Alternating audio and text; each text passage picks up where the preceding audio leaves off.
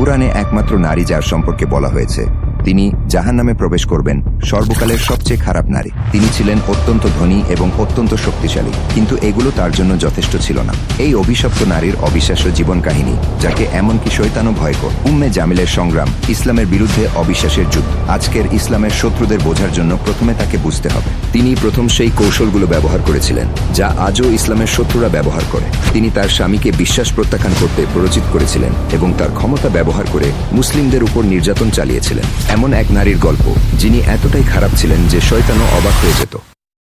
কে ছিলেন সেই নারী যাকে আল্লাহ তাআলা কোরআনে অভিশপ্ত হিসেবে উল্লেখ করেছেন তা কিছুক্ষণের মধ্যে জানতে চলেছেন। তাই আমাদের সাথেই থাকুন এবং শুনতে থাকুন সেই চাঞ্চল্যকর কাহিনী যা আপনার হৃদয়কে নাড়িয়ে দিবে। উম্মে জামিল জন্মেছিলেন কুরাইশ গোত্রে, মক্কার সবচেয়ে শক্তিশালী গোত্রগুলোর একটি। তার পিতা হাব্ব ইবনে উমাইয়া ছিলেন মক্কার সম্মানিত নেতাদের একজন। এমন পরিবারে জন্ম নিয়ে তিনি বড় হয়েছিলেন প্রাচুর্য আর মর্যাদার মাঝে। কিন্তু এই উচ্চ মর্যাদা তার অন্তরকে ভালো করেনি। শৈশব থেকেই তিনি ছিলেন উচ্চাবিলাসী, অহংকার এবং ক্রোধে ভরা। অল্প বয়সে তিনি বিবাহ বন্ধনে আবদ্ধ